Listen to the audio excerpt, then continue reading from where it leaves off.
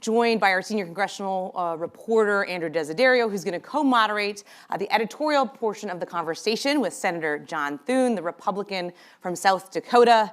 There is no shortage of news of the day. We're going to talk AI and technology, as well as 2024, what that looks like out in the states, as well as what that might mean for Capitol Hill. A big thank you to Apollo for partnering with us on this 3-part series and making conversations like this possible. As always, you can find us on all social media platforms at Punchbowl News. We encourage you to share about this conversation. And with that, I'm going to welcome the Senator and Andrew to the stage. Sir, thank you. Good to see you. Good to see you. All right. Well, we have a lot to cover this morning, and I'm going to give the first question to Andrew, who's been covering all things Ukraine for us, and even sat down with some senior members of the Ukrainian parliament. So last night I sat down with the Speaker of the Ukrainian Parliament, who just had a meeting with our Speaker of the House, his American counterpart, talking about sort of the prospects for Ukraine aid. And Senator Thune, obviously, this is something that's a top focus for Congress, but for you personally as well. I know you're a big supporter of Ukraine aid. Right now, a lot of that is obviously contingent on getting a border security agreement.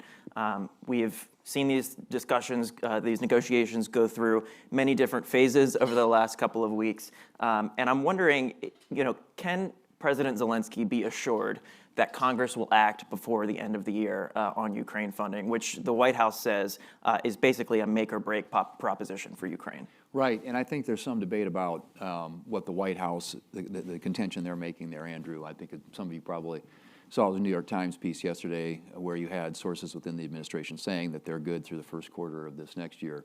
The question of when this gets done is still an open one. My view is it does get done. And can it happen before the Christmas? That would be my hope and aspiration, and something that we're going to obviously strive to see happen.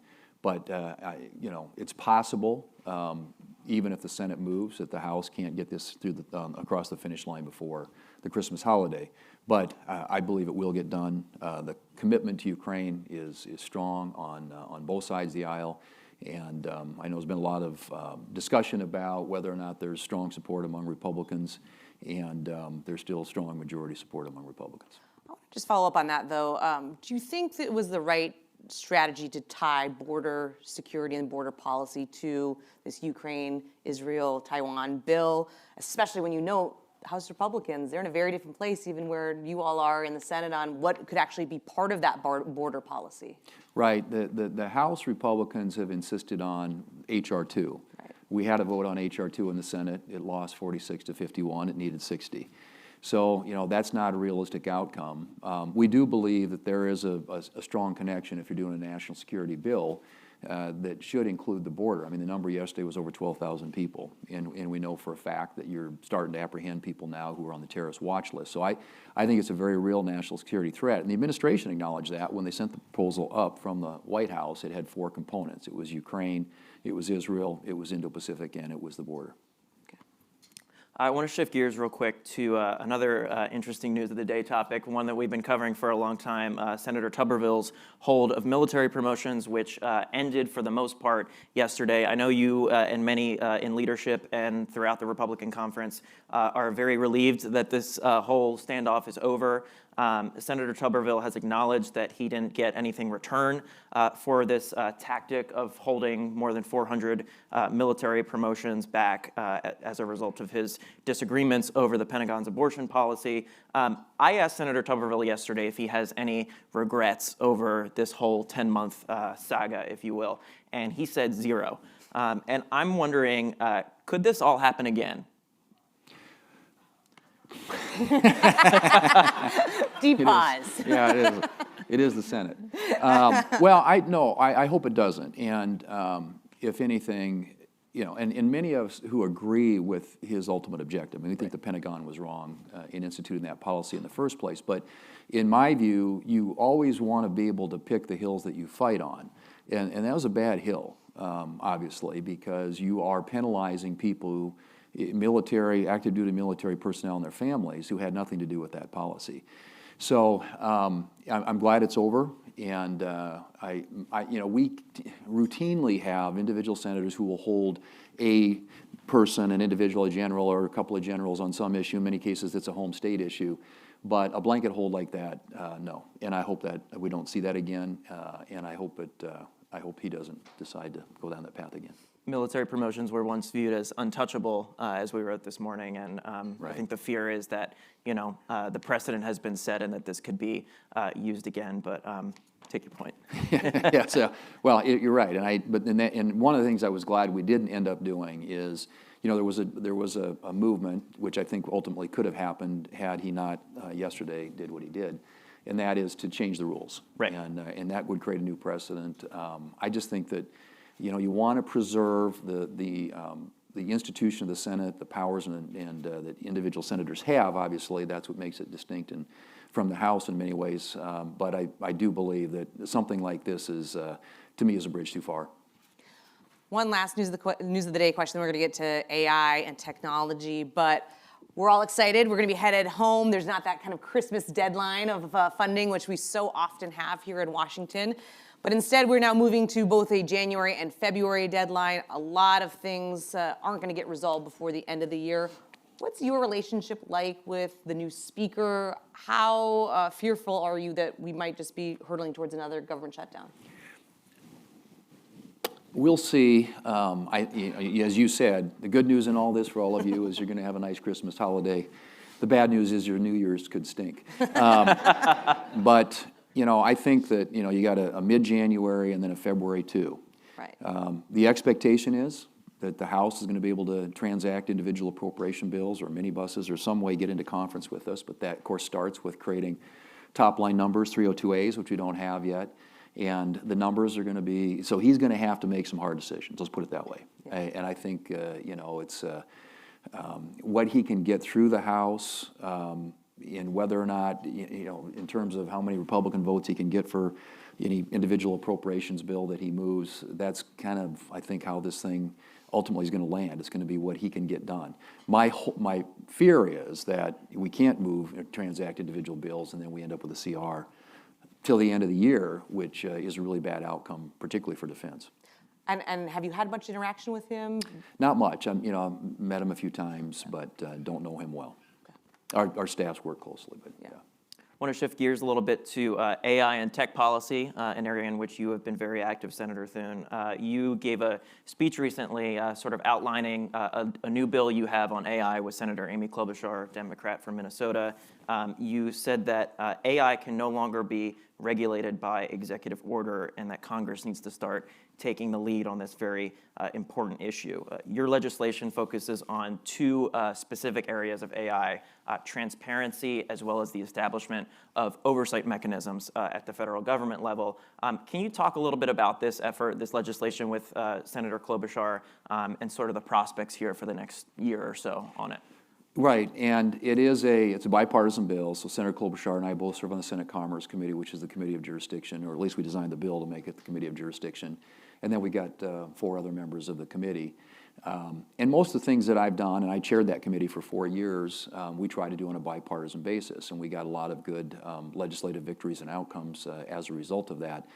But I do think the EO is the wrong route to go for several reasons. One is an EO is temporary, right. And it can be changed, and from administration to administration, it doesn't create any certainty.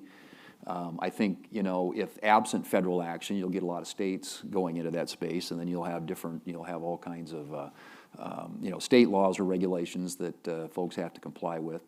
So I think it's time for Congress to be heard from in this, but not in a way that is heavy-handed. And that's the fear, is you don't want to squash innovation. You want to encourage innovation, the R&D, things that are happening out there that have potential, enormous potential, to provide great solutions in a lot of areas and sectors of our economy. Healthcare and agriculture are 2 examples. But I do think that, generative AI, and as you point out, one of the objectives was to make sure that generative AI that is used to generate content like music, images, text, things like that there's transparency around it, so that if you're interacting with an AI system, that the consumer knows that. And then secondly, for the what we would call the riskier applications, and that would be high impact AI, critical impact AI, that there be some general rules of the road and oversight around it, but not in a way that, again, is a heavy-handed approach. We think that our bill takes the right approach. We've described it, of course, as a light touch approach instead of a heavy-handed approach. And I think that's the best way to encourage the innovation, reap the benefits of AI, but mitigate some of those potential downside risks that come with the riskier applications of it. I want to welcome some of the folks that are standing in the back. There's a couple seats up here. Feel free to come sit down as we continue the conversation. Want to kind of talk about your fellow South Dakotan, Senator Mike Rounds. He's spearheading another different push on AI, along with Senate Majority Leader Chuck Schumer. Both have said their goal is for Congress to act before the 2024 elections. How realistic do you think that actually is, and what do you think are the risks if Congress doesn't act before the election?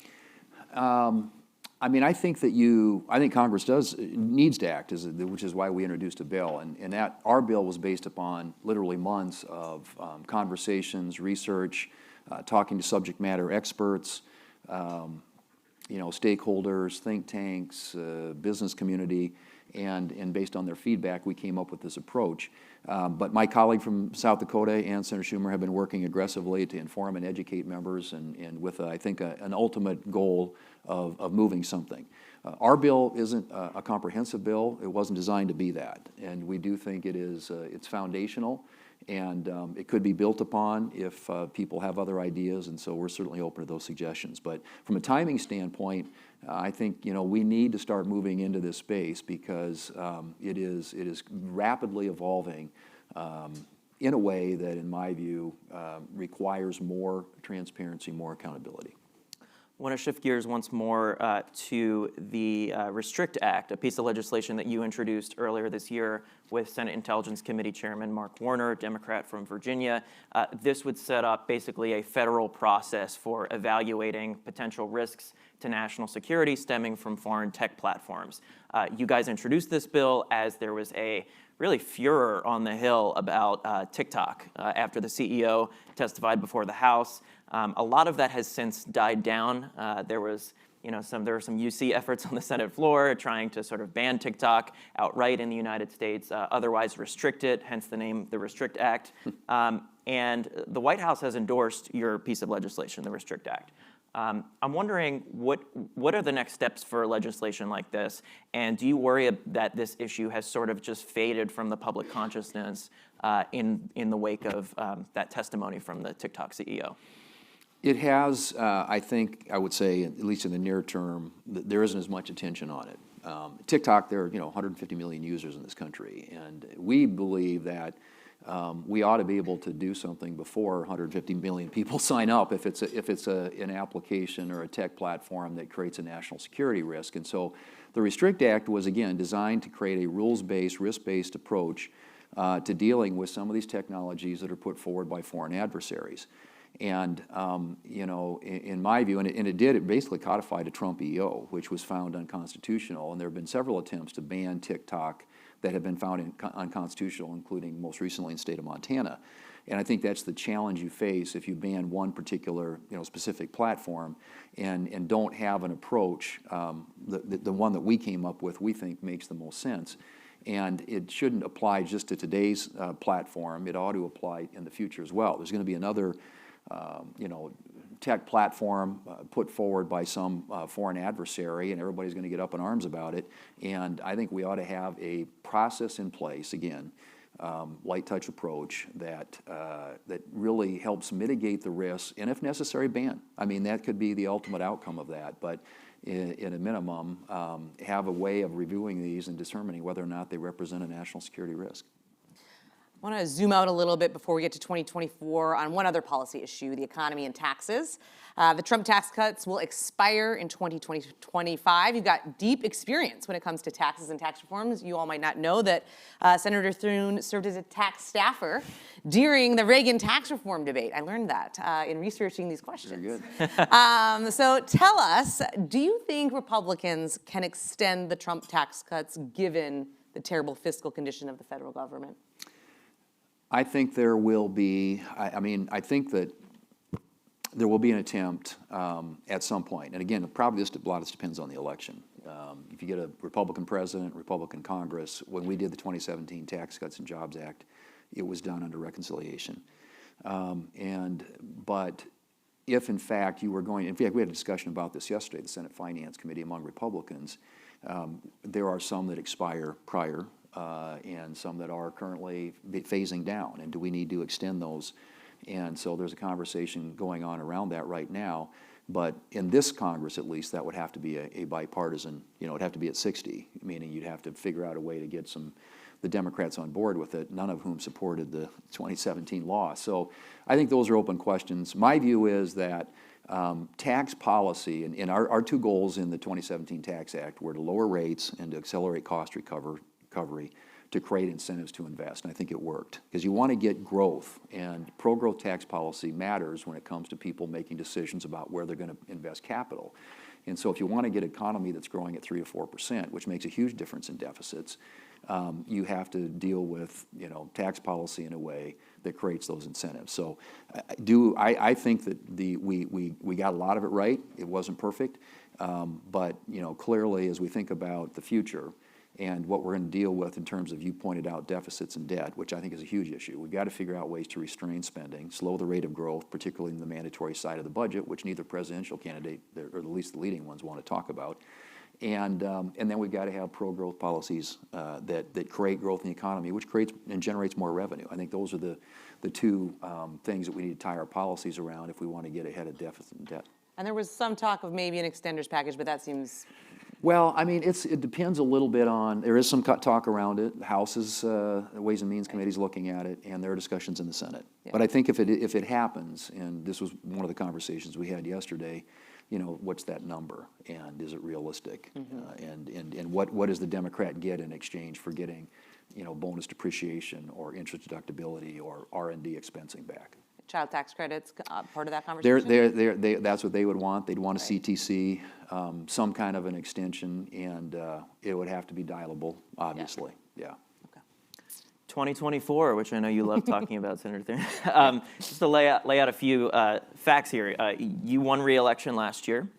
Your party is heavily favored to win the Senate majority in 2024, especially after Senator Manchin's announcement that he's not seeking re-election in West Virginia. Mitch McConnell's Senate term ends after the 2026 election. You could very well be the next Senate Republican leader, if not the next majority leader. I know you've expressed interest in the job. Can you talk about the steps you're taking on the political side to help your party take back the majority and to position yourself as a potential next Senate Republican leader? I think all Senate Republicans are, in whatever we can, doing what we can to help the team succeed, and clearly with the goal to get in the majority. It's much more fun to be in the majority. We actually control the agenda instead of playing a lot of defense, which is what you do when you're in the minority. So a lot of that consists of obviously traveling the country, helping candidates raise money, particularly, you've got incumbents that are running for re-election, not as many on our side as the Democrats have this time, which is why we've got an opportunity in a fairly target-rich environment to try and get the majority back. But we do have some great challenger candidates too, and so we've been helping them. We had a couple of them in town last night, Nevada and Montana, that we were doing events with. But it's really doing what you can when asked to help the NRSC and to help individual candidates. And so we're, as necessary, traveling and doing whatever we can to help them be able to get their message out to their voters. Back in August, I was in Nevada. I covered Sam Brown's campaign. He's obviously the preferred Republican candidate for you guys to take on Senator Jackie Rosen, Democrat from Nevada. Is that a state that you guys think is in play for you, and how much of an impact will the economic situation in Nevada have on that race? It's obviously much more precarious than that of the rest of the nation for a number of reasons. But Sam Brown seems to be the type of guy that you guys are going to try to get behind in that state. How realistic is it that you guys pick up that seat? Well, I think he's a terrific candidate, and it starts with good candidates. It always starts with good candidates, quality candidates. There's no substitute for that. But the state itself, the governor picked off and flipped a Democrat governor seat last year in the 2022 election. And our Senate candidate, Adam Laxalt, lost by 8,000 votes. And so we think there's a real opening there. And as you point out, most voters in Nevada, in fact, most voters around the country are economic voters. And I think that with the cost of everything having gone up, inflation, interest rates, things that affect people's daily lives, there's a real opportunity for us there. And so we view that as a realistic pickup opportunity. When you get past the big three, West Virginia, Montana, Ohio, I think Nevada's right there. Let's zoom out to the top of the ticket. Former President Donald Trump, to put gently, you've had a complicated relationship. I would say over the past couple of years, you've been in his crosshairs before. You had endorsed your fellow Senate Republican Tim Scott for the 2024 seat. He's now dropped out. Are you looking at anybody? Do you expect to endorse Donald Trump? Is there any kind of possibility that that could happen?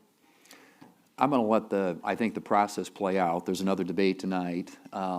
But I have to say, I've been very impressed with Nikki Haley. I mean, I think she's handled herself really well in the debates. I like the fact that she's talking about what, to me, is the biggest issue after national security, and that's, we talked about earlier, spending debt, entitlement reform, and she's actually the only candidate out there right now. I mean, DeSantis has touched on it a little bit too, but who's talking about it in a serious way and realizing that it's something that it's going to take courage and it's going to take presidential leadership to deal with some of these hard issues. And she's demonstrating, I think, that in the way that she's talking about these issues on the campaign trail.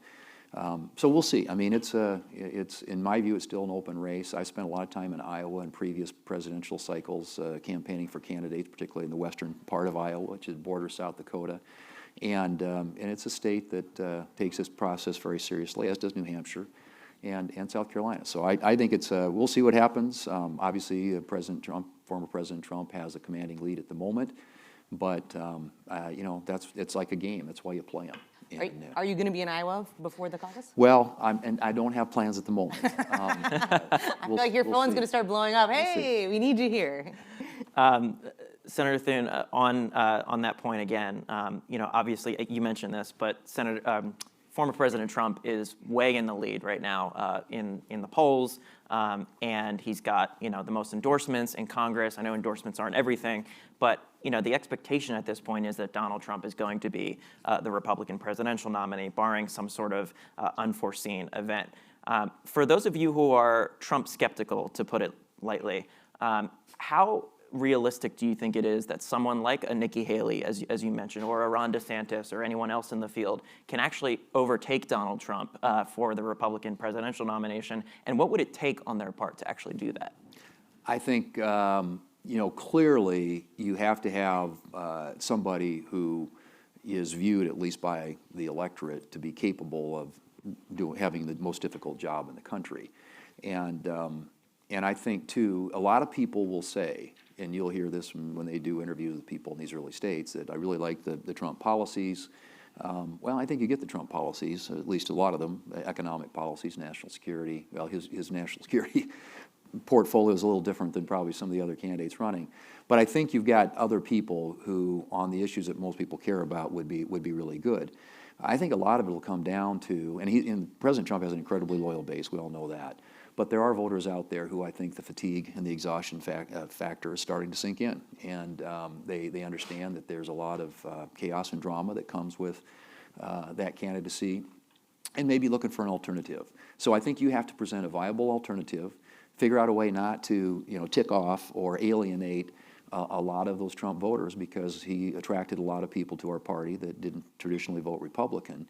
And then, but figure out how to appeal to the middle of the electorate. National elections are decided by the middle of the electorate. The two political bases are going to, they're going to do what they're going to do. But it's those independent voters, suburban women, and that's where I think somebody who has a message that connects with that part of the electorate has a really good chance of winning a general election. The question of how you win the primary is to, try and figure out how to put together that traditional Republican, sort of coalition with a Trump voter coalition and knit those together. If you can figure out a way to do that, there may be a formula for somebody to get across the finish line. I mean, right now it looks daunting, and I get that, But I still think, again, I'm a believer that that's why you run them. And I think we've got some good options out there, I really do.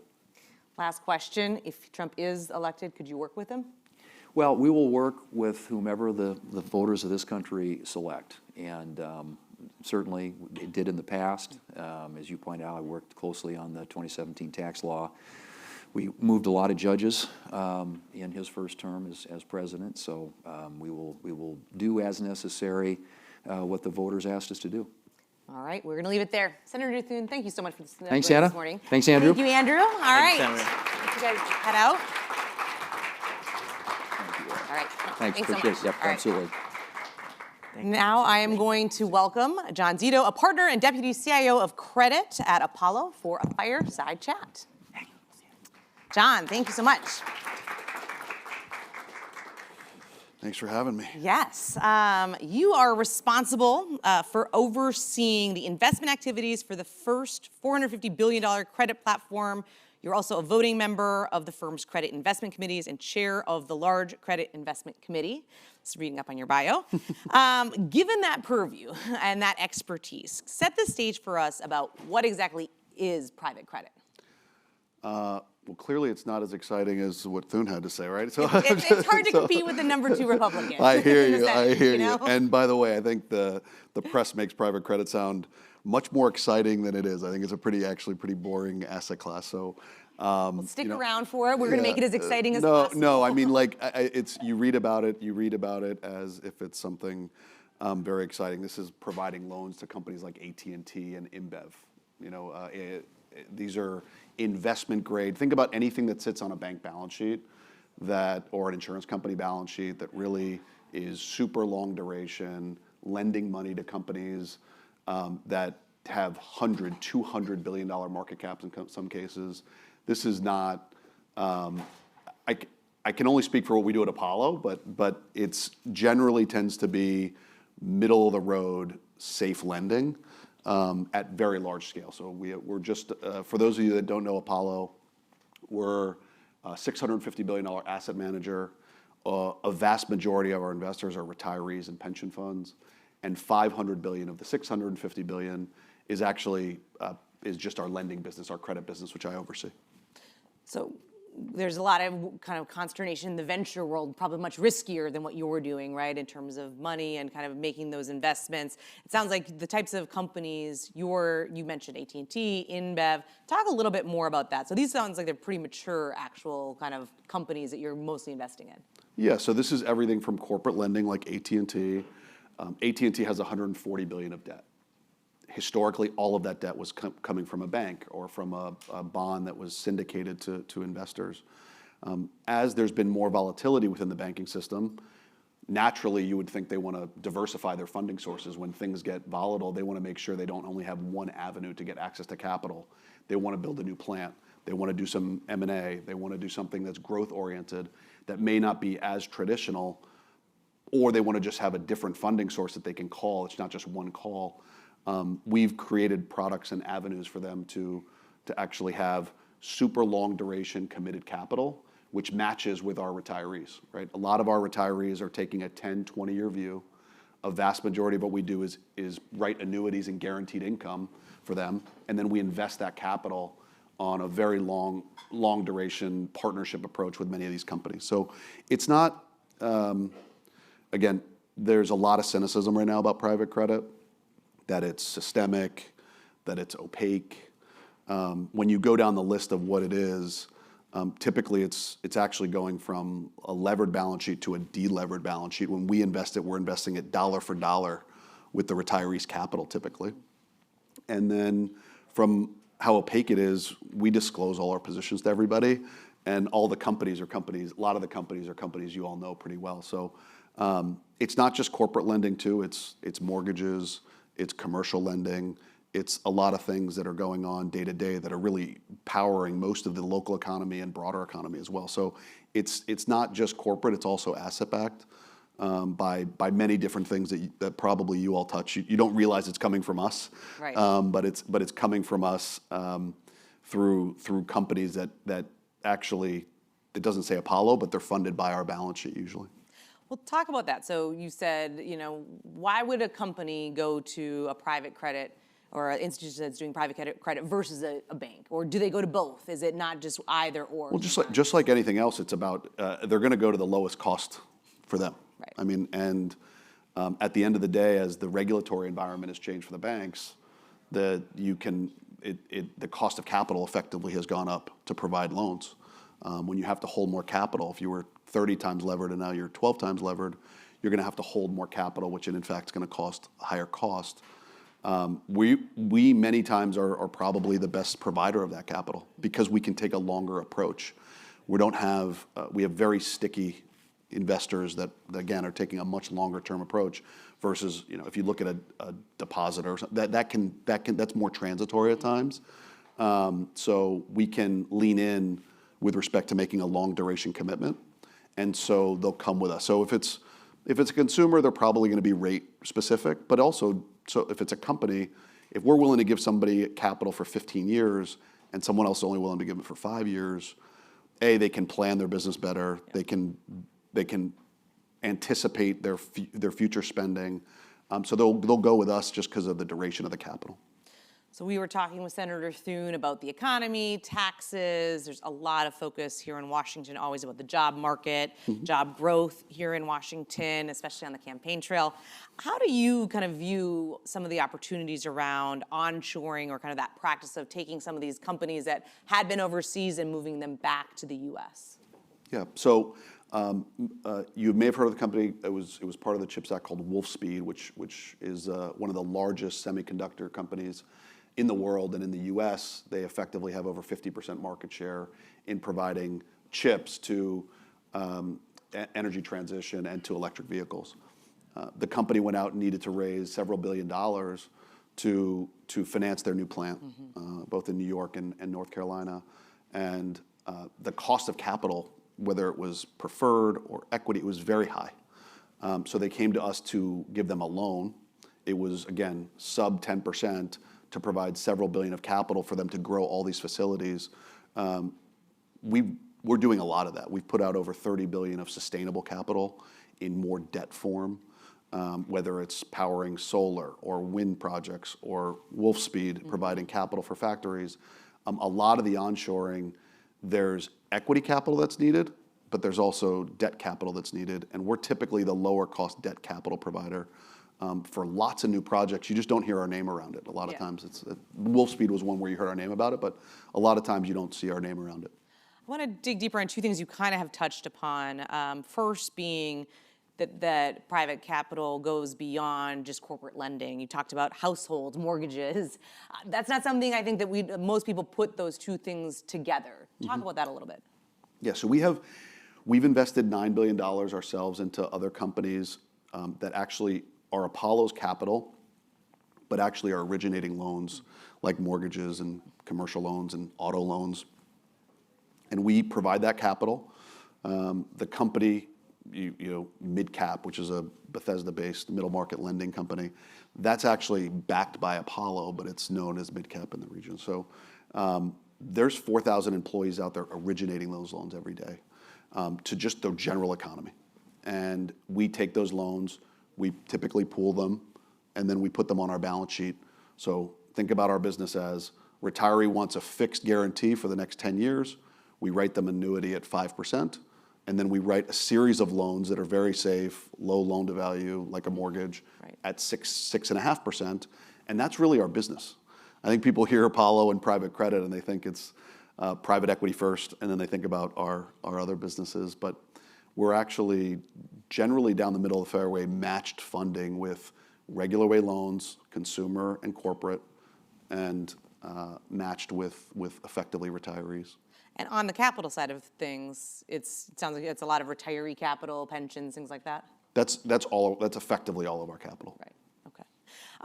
We are quickly coming to a close here, but we've had a lot of conversations this past year, conversations that we've partnered with Apollo on and beyond about kind of banks versus private credit. We have a big banking CEO hearing happening today that a lot of Washington is going to be focused on. I assume this issue will come up as part of that.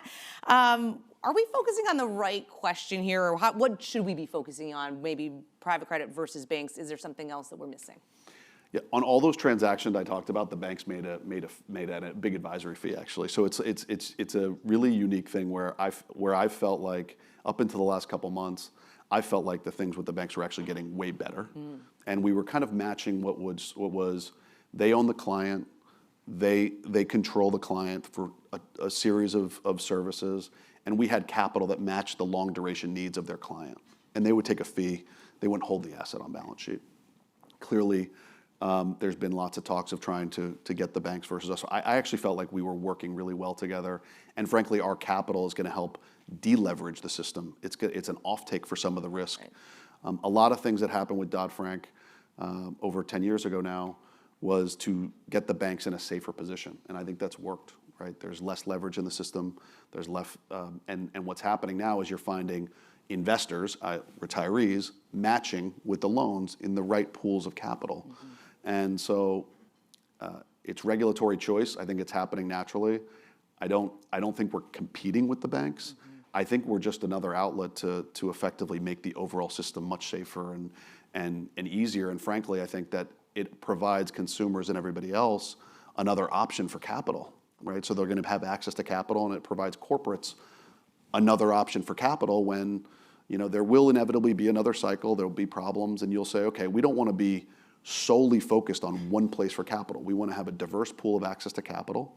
And to the extent we can create that situation, I think it's better for everybody. So.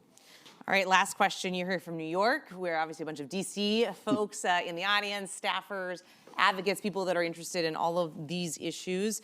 What is the key takeaway you want them to have when it comes to Apollo's credit business? Yeah, again, for us, we come in every day. We try to do relatively safe lending. The business and the economy has held up incredibly well despite interest rates going up. I don't think anyone predicted how strong the economy would be, at least where we sit here today. And again, I think we're a big part of that. I think we're a big part of providing capital to companies that are growing, to things like Wolfspeed that continue to try to grow their business, build new factories. As we start to onshore, there's a massive opportunity for us to finance lots of new jobs and not lots of new businesses. And I don't think that's stopping anytime soon. So for us, we're really trying to provide the catalyst to make these projects keep going. And we're pretty excited about it. So. All right, more to come there. Well, John, thank you so much. I appreciate your time this morning. A big thank you to Senator Thune and his team for joining us this morning, and to Apollo for partnering with us for 3 events this year. This is our grand finale for our event series in 2023, but we have a lot in the works for 2024, so check back at punchbowl.news. Have a great day and stay safe, everybody.